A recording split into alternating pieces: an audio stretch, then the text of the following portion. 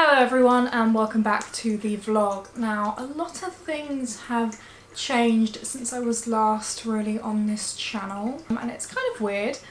I had a TikTok go viral. I'm too old for that. I have officially announced the first ever dates of my theatre company's debut live stage play tour. The Truth comes out. Make sure you check it out. That video will be linked up here so you can see it and get more information, and therefore see if you're available to come watch the shows. I moved to London, so I'm here now. I'm in a completely different environment. I'm going to auditions, I'm teaching, I'm making my own work. It's kind of mad. I'm like paying rent. I'm an adult now. Hi! But I'm still here on YouTube to help you out with your auditions and your drama school experiences and your training experiences, because that's how it all started and I don't plan on stopping that. So welcome to what you should prepare for your drama school auditions, because I get a lot of questions about this in Instagram, messages, comments, literally everywhere. People are asking me, oh, what am I meant to bring? How should I prepare? Da, da, da, da. If you want to know what exactly to prepare, always go to the drama school websites and look in their requirements. They're not all exactly the same. There are similarities throughout all of the different schools and what they want and what they ask for, but they are definitely not exactly the same. Some schools have lists, some schools have songs, some schools straight up say don't do these playwrights and stuff like that. But generally there's a lot of similarities and therefore a lot of similar things that I think you should prepare, how you should go about the run-up to your auditions, post-application and, well, even pre-application, because in my opinion you should be looking for your speeches and starting preparations way before you send in your application. So first things first, the actual speeches. Most schools will ask for at least one classical and one contemporary speech. A classical would normally be Elizabethan Jacobean style. Some schools have now furthered their reach, so they'll go off to like Victorian era or go back to Greek. Mostly it's an Elizabethan / Jacobean one. That covers all of Shakespeare, it covers all of Shakespeare's contemporaries. Sometimes schools just ask for a Shakespeare, so generally for all speeches, whether it's classical or contemporary, I would say have 3 of each. For Shakespeare, I'd say probably have like 2. If you want to do a playwright who isn't Shakespeare, then have at least 2 Shakespeare and 1 of his and from someone else, and mix it up. Make sure it's a good mix of comedy and tragedy. Those are pretty easy to find because you can literally just Google all of these playwrights and find them all online, because they're all like public domain because they're so old, so no one owns the rights to any of those. So they're generally, you'll find like full copies of these plays just online, or if you go on the Kindle app, you can download Amazon Kindle on your phone, and if you just type in all Shakespeare free play, their free versions will come up. So it's really easy and accessible to find classical speeches, whereas with contemporary it's a little bit different. Contemporary plays, most schools will say, oh, post 1990 or post 1956, some reason that is the contemporary era. I would say look for plays that have been published in the last 10 years. Your really good spot is the last 5 years, but if you're really struggling, then look for the past 10 years, because the more recent they are and the more relevant they are, the less likely that loads and loads of people have done them and that they've been overperformed. I used to say, oh, it's fine if you do an overperformed speech because, you know, it's your interpretation, and if you make the character look good, then it's a good speech. But the thing is, audition panels, they are human, and if they've seen the same contemporary speech 5 times that day, they're just going to clock out and they're going to be bored because they've seen it so many times. They want to be engaged, they want to see something new. They want you to be good, but they want you to be good and they want themselves to enjoy something and enjoy a performance. Therefore, you're just going to give yourself a better time if you do something that is more recent, because it's less likely to be performed and therefore more interesting to the audition panel. Classical speeches are always going to be overperformed. You can't get away with that, especially with Shakespeare. So really I say that's why there's more leeway with that. It's always best to have your application in by at least January. Some schools have the applications open like all year. Most end in January because that's the UCAS deadline, and the ones that aren't with UCAS, they'll end in like March. The earlier is really the better, and I say November, December time is sort of your sweet spot. If you're in way too early, they sort of sometimes don't know what they're looking for, but if you're in way too late, then they've definitely given out some places and they've got some people in their head that they're like, yes.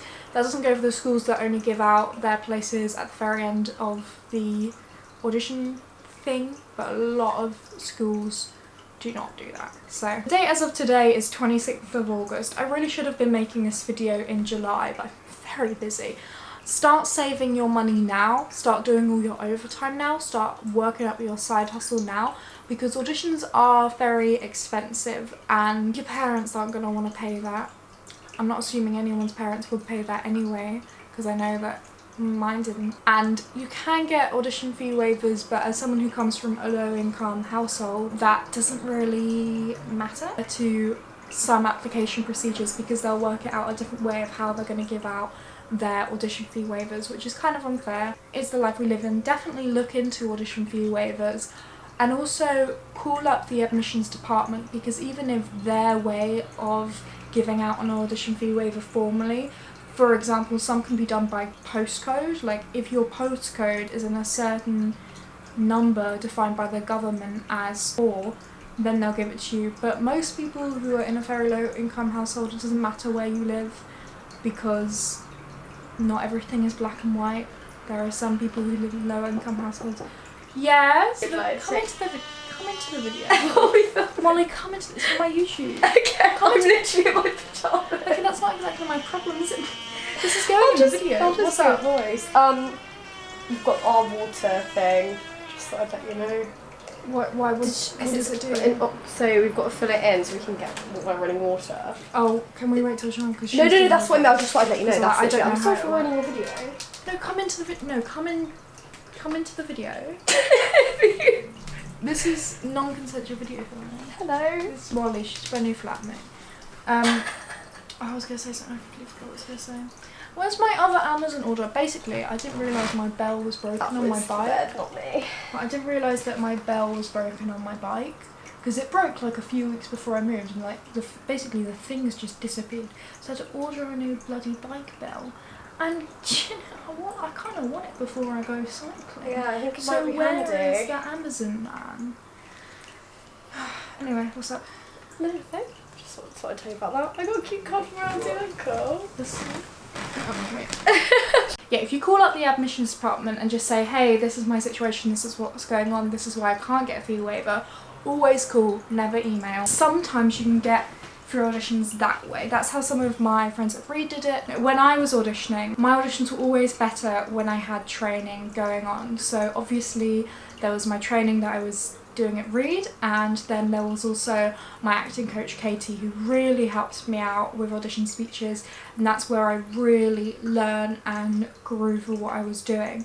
So I saw Katie once a week, and at Reed I had audition rep classes 4 times a week with 3 different tutors. And I think that was really beneficial to see different tutors, because everyone's always going to have their own interpretation of somebody doing a speech or their preferences. Therefore, when you see different people, you get a more rounded opinion. You don't just get one person's opinion of your speech and your interpretation and your performance. So that was in like a class setting environment, so where we had class and we got up and we showed the speech to someone else. When I was with Katie, it was just me and Katie. I think when I was doing it with Katie, because it was so one-on-one, I wasn't just learning about the speech, I was learning overall acting methods and techniques and how I can grow, and just expanding my general technique as an actor, not just stuff for the speeches. And I think a good mix of seeing a few people and going to different whatever classes you can get while seeing somebody one-on-one is a really great technique. So say in London, for example, obviously there's literally classes and workshops going on all the time. There are also loads of drama schools that do run their own classes. For example, Central School of Speech and Drama runs a bunch of evening courses, such as audition prep and speech classes and just acting classes, alongside so many others. And GSA does like summer schools. I'm sure the ones in the north do things too, I just don't know. Little like local theatres and stuff like that run training classes too. It is just really about the research, because if you're in an area that isn't like in a city, then it can be harder and more difficult to find classes, which is sort of why this thing that's been happening recently, I won't say it, otherwise YouTube will shadow ban me. This is why this thing that's been going on recently has kind of been helpful, because online and Zoom classes have thrived in this time and they are continuing to thrive. For example, Central School of Speech and Drama, they made all of their evening courses into Zoom courses. So you do it online on video conferencing. However, now they're still running while you're doing them in person. Really good idea for people who can't afford the price of the in-person classes, or people who are in, say, other countries or other areas, and they are continuing it. And a lot of schools and classes and individual teachers are running online classes. For speeches and preparing for drama school auditions, I think this is a really good alternative to in-person coaching, for example, because you're with one other person, you're just concentrating on them, and you're sort of in your own space as well. You can still learn and you can still grow and find out how you're going to do a speech. It's a brilliant alternative if you just Google online acting coach, or if you go on FIVERR. You know the website FIVERR, it's like, oh, £5, I'll edit your video. There are so many coaching classes available on FIVERR for Zoom classes. I have started running my own classes. I'm doing Shakespeare and general acting coaching, which are great for anyone who's going through drama school auditions or just want some help with anything, and I've had a few reviews which I'll put up on the screen now. People who have really enjoyed and really benefited, and some of the people who don't even know me through YouTube, who just know me from FIVERR and know my training background. So if you're interested in that, then please go ahead. It's a lot cheaper than other acting coaches who are on there, and it is, in my opinion, a really good alternative. For example, when I was seeing my coach, it was upwards of £45 per session, whereas if you go online, they'll normally be like $30 a session. If you see me, then it's only £12 a session, so look into it. The link is down below. Again, here's my 5-star reviews. Thank you. I would also highly recommend really actually researching into your schools as thoroughly as you can, and by that, yes, we can all look on the website, we can see what they have in year 1, term 1, year 2, term 2, etc, but that doesn't really show the personal experience. And I feel like when you go to a drama school, it is about your everyday, your every hour, how you're feeling, because acting, you're putting yourself in a very vulnerable position and you're being vulnerable and open with other people. And generally when a school picks people, they pick people who they sort of like vibe with, and they create a cast and they create a cohort that they believe will at least get on. A really good way of doing this is when you go to your audition, or if you go to open days, because more drama schools are doing open days now, definitely try and just speak to the students, gauge with the students, see if you just vibe with the students. You've left your phone in here. Come and get it. Yeah, we've all accepted that it's hard to get into drama school, but that doesn't mean that if you get like an offer from somewhere that you're not really sure of, you should take it. Because at the end of the day, you're giving £9 a year to a school. You're dedicating yourself for 3 years of training. You want to be happy and you want to be comfortable so that you can actually fully benefit from the training you're getting. And training is different from school to school. They do have like different schools of thought when it comes to the acting world, and there has always been that, and there will always be that. That's basically the main points. There's your speeches. Get your applications in soon. Save your bloody money. Get some classes. Get some training. It's genuinely just, the training is just going to benefit you for life, not just for the auditions. And that's how you have to think about it when you're auditioning to drama school. That's not the be all and end all. You're on a total journey here, and everything you do now, where you're at your auditions, what you learn now, where you get your training now, that's not just for that audition that's coming up next week, that's for the rest of your life. You will always keep that, and you will always gain that knowledge and experience, which will help you get to a place. Like, for example, in the past 3 years, I've been training at 2 different drama schools, and I've been auditioning for loads along the side, been offered places, been rejected from places, but I'm still here, and I'm at a place where I run my own theatre company, I'm auditioning for other roles, I'm teaching other people how to develop their own craft based on my experience, and I wouldn't be able to do any of that if I got into school 3 years ago because I hadn't learned what I'd learned on the road. Put your faith and your mind into learning and growing and developing, not just the results. Because the results, that's just more work, that's just a different journey. You're on this journey now, commit to this path right now and commit to growing right now. And get your overtime hours in because, sweetie, it can really add up. Thank you so much for watching the video. If you would like to look into the lockdown projections things, my theatre company, Our Tour, I've linked videos up here and also down in the description bar as well. If you'd like to look me up on FIVERR for acting classes, that will also be linked down below.